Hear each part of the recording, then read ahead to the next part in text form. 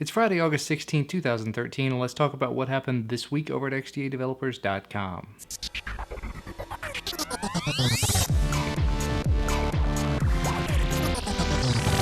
Apologies if this comes off kinda fast. I've already filmed it once and there was an issue with the audio, so I'm redoing it so it will be condensed. Several weeks ago, Android 4.3 released. We've talked about it an awful lot since then, and as expected, CyanogenMod 10.2 Nightlies have become available for a load of different devices. The grand majority of devices in this list are Samsung Galaxy class devices, but there are a few HTC Ones in there, the Kindle Fire, things like that, and of course the Samsung Galaxy Nexus. Now of course I did try to install this on my Verizon Galaxy Nexus, and I had problems. I would be willing to bet the grand majority of the problems had to do with the version of the Google apps that I had installed, but I tried every single one I could find, going as far back as December 2012, and as late as August something 2013.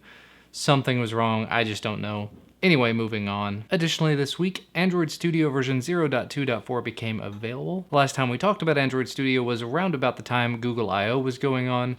This was a beta. This newer version I think is still considered a beta, but it's updated, it's got some more features, specifically things like the XML attribute documentation, the ability to jump between a layout and its associated activity, the ability to create missing on-click handlers, Gradle improvements, layout editing improvements, and bug fixes. So just sort of all around, it should be a better experience, and if you have not used it before, I can't honestly say that I have, but I use IntelliJ, which it's based upon, on a daily basis at work, and I cannot speak highly enough of it, so definitely go ahead and give this a shot if you're interested in doing any sort of Android app creation. Now moving right along.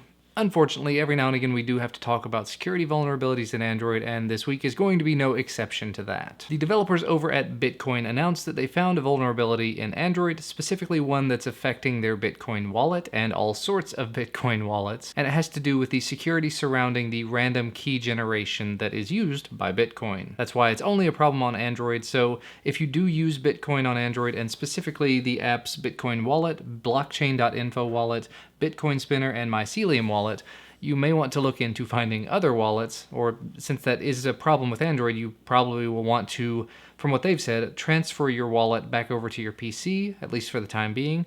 Some updates have been issued to some of these applications, so just read up on it, get more information, make sure that you are secure, make sure your wallet's not going to get stolen or corrupted or broken or whatever, because that's the last thing we want, is for you to lose your entire Bitcoin fortune. Moving right along, but in a slightly different direction, we talked earlier in the week about XDA DevCon. One of the things that Michael Hall, an Ubuntu developer, talked about at DevCon was his XDA developer's Ubuntu Touch app that he wrote.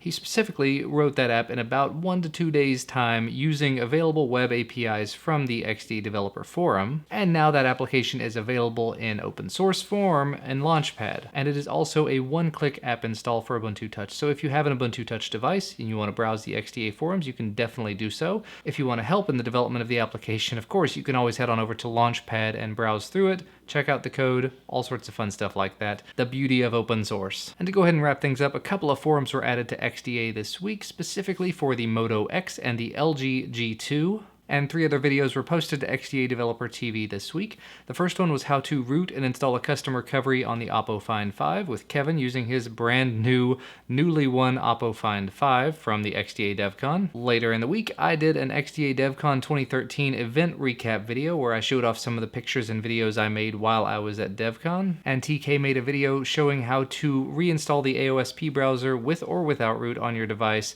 if you just want to get away from using Chrome as your default browser. And honestly, that's going to be about all from me for today. I definitely condensed that a lot more than I anticipated. Again, sorry for the background noise, and hopefully the audio sounds good this time. If you like this video, do make sure to hit that like button down below. Share it out with your friends if you want them to know all about XDA. Subscribe if you have not already if you want to receive our content as soon as it becomes available. That's all from me though. Thanks so much for watching, and I will see you again on Monday.